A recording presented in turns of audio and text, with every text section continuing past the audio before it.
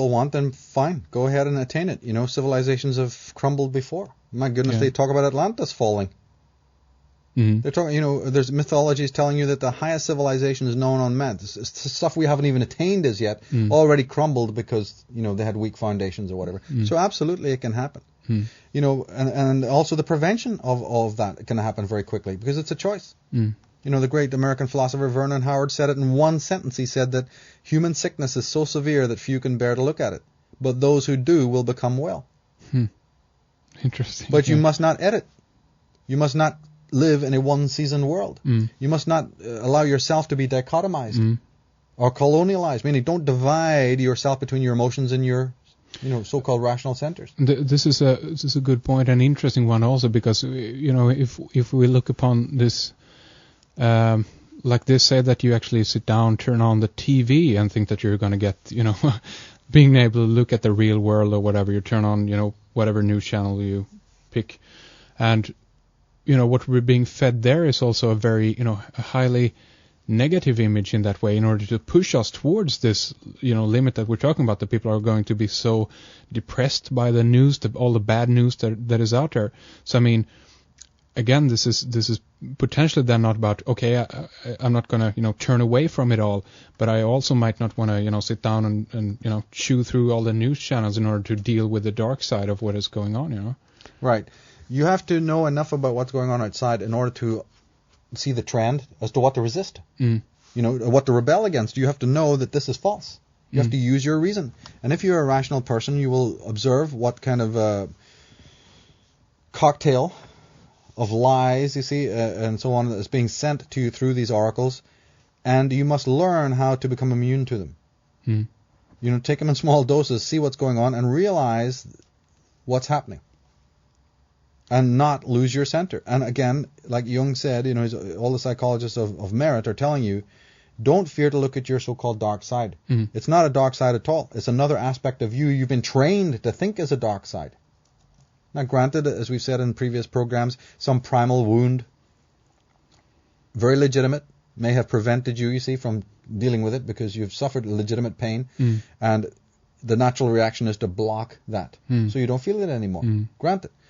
But when you realize the consequences of you doing that permanently, that is pathological, and once you realize that a schizophrenic mind is what creates a schizogenic society, that a toxic mind creates a toxic society, pathogenic mind creates pathogenic society, pathological mind creating a pathogenic society, then you know that you cannot afford to do that. You take responsibility. And you start to go through a different kind of process in which you reevaluate your pain and your suffering and the stuff that's happening to you, and you don't give birth, you see, to this Frankensteinian world because you just want to be an escapism. But I know that, my words are not being heard by 90% of the world. That's just a plain fact. They haven't listened to teachers far, far greater and more eloquent than I am. So I believe then that we need to get around that. We need to understand, as painful as it is, and I think that this plutonic action is trying to demand that of us, is to not be concerned then that most of the world is not going to get it. It's not our responsibility anyway. It's not. We have a dedication to truth and justice, not the human beings. This is a mistake. Because we don't know who these people are and what the karma they are here for on this planet. And if they make these choices, that's their perfect right to make these choices. You don't have the right to join political parties to try and change things like this. All you have the right to do is change yourself. And then you may want to guide others, but you cannot walk the road for them. That's right, yeah. Now, see, I am a believer that nobody's enforcing any type of technotronic world on us. We are asking for it. Everything that happens in this world is the human race in some way, on some subliminal level, demanding it. And I don't care if that's death in fauna, or the earth changes or the climate changes. And how, like we said on previous shows, how incredibly brilliantly they're trying to now insist that climate change is what you need to be focused on. Not a word about consciousness, not a word about psychology, not a word about the Reichian theory that even the weather is controlled by human consciousness. That's where I want to go. That's what I want to hear. I want to hear Bruce Lipton. I want to hear the Jungians and the Reichians talking, because they educate us. They show you that you are, like the Native American Indian shaman shows you, you are part of a web of life. Your very thoughts change the positive and negative ionization of the world, let alone your own DNA in your own body. Mm-hmm. But now Big Brother and his white coat, or these Mr. Greys, these grey men, are going, no. We have a stamp on your DNA. If you look very close, you'll see our welcome stamp. Glaxo own you. DuPont, don't you see that? We're gonna get in the way of you and your DNA. They're not interested in your damn DNA. They got the $1 billion to do whatever they want. They're interested in your consciousness. This is just the backdoor route, you see, in which they're going to, again, have you... it's a ritual. It's an incredible Templar ritual in which you put your own DNA, basically your own consciousness on their ashlar, on their altar. This is the way it was in day one. These guys are old geneticists from thousands of years back. Can people handle that? They may be on their way to be digging up their own masters in the Iraqi desert soon. We're into some pretty heavy sorcery, into some pretty heavy necromancy here. And they don't mind putting you on the altar of sacrifice to do that. Sheesh. They've had caduceuses and serpents and staffs, symbols going back for thousands of years. You think this is new? Again, I emphasize the study of the symbolism and the words that these companies use will tell you all there needs to know. That's right. It's incredible. And Michael, I think that is a great place to begin to round things up for this time.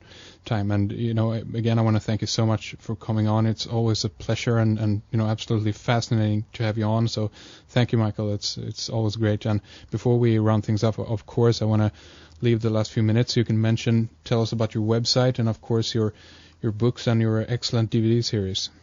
Well, the information again in what we're talking about today is more thoroughly explored in two areas. One is the DVD 2012, where history ends, and the other one is the free web stream 2012, The Future of Mankind. So, today we've been recapping a lot, but I get so many requests, you see, to explain more. We've had about 500,000 or 550,000 people watching the... Jeez, yeah. This thing, I walked into that studio, I didn't even have a faintest idea in Los Angeles that was going to be filmed, and we got over 500,000 people. It's actually in excess of 500,000 people. Can you imagine filling our front room with 500,000 people? That's right. It's amazing. You couldn't fill it. Where could you in the city hire a room or a hotel? Which is where we do talks mostly, as hotel ballrooms and what have you. And I just think to myself, my goodness, through the power of the internet, we've had over 500,000 people watch this thing. But I got a lot of requests to go into greater detail. So thanks for offering me the opportunity to do that. And I hope that you'll put up, we'll put up the rest of the links pertaining to what we've been talking about, because you see, this is an old theory that has a lot of history, philosophically speaking.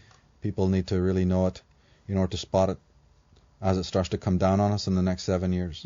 Yeah, and the voyage, as it were, continues, and in order to, we're going to keep tracking this, keeping an eye on this, and trying to get as many people, awaken in time, before... Well, again, the sane man looks at this in a very positive way and realizes that he is having a difficult climb up the mountain of reality, but there's no way to downplay, or minimize this incredible vision that he has of the world of reality. And he should not feel responsible for those who, haven't got that kind of strength, who go back down to be, manacled. That's right. By the world order. Hopefully it's their choice. Yeah, ultimately it is their choice. Okay, everybody, so the website you need to take a look at is, of course, michaeltsarion.com.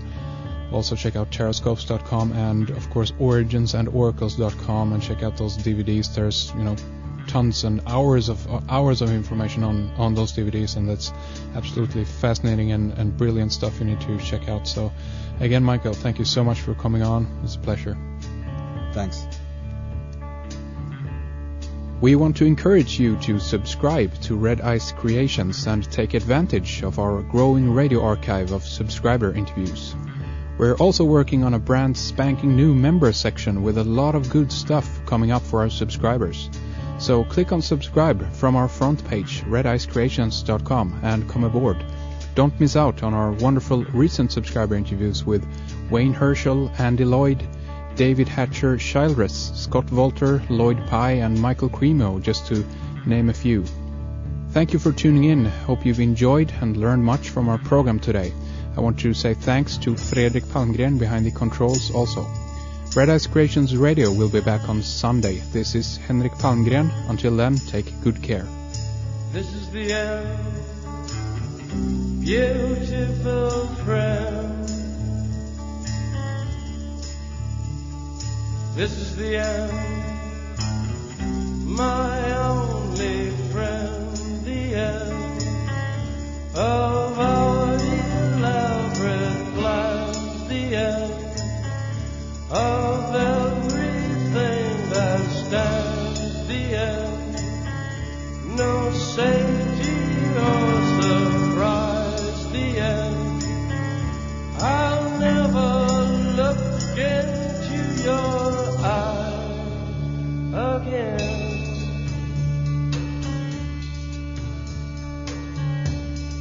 Can you picture what will be so limitless and free, desperately in need of some stranger's hand in a desperate land?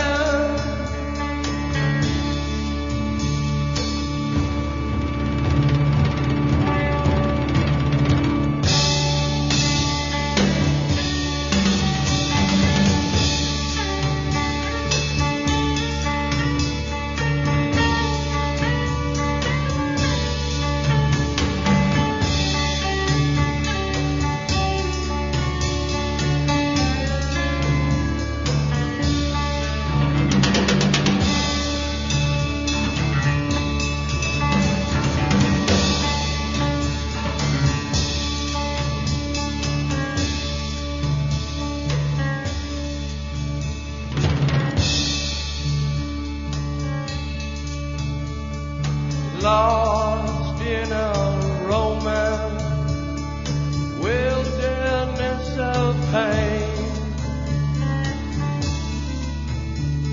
and all the children are insane.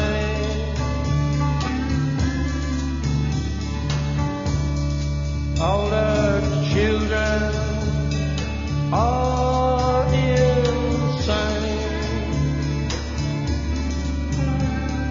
Waiting for the summer rain,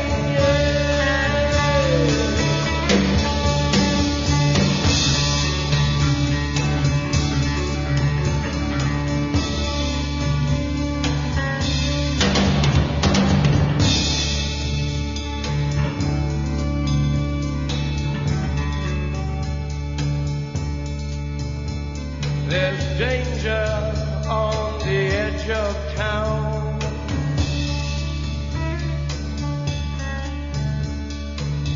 Ride the King's Highway.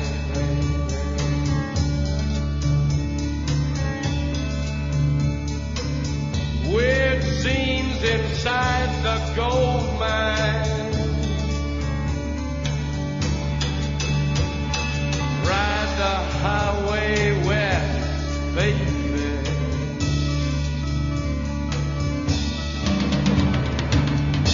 Ride the snake, ride the snake to the lake,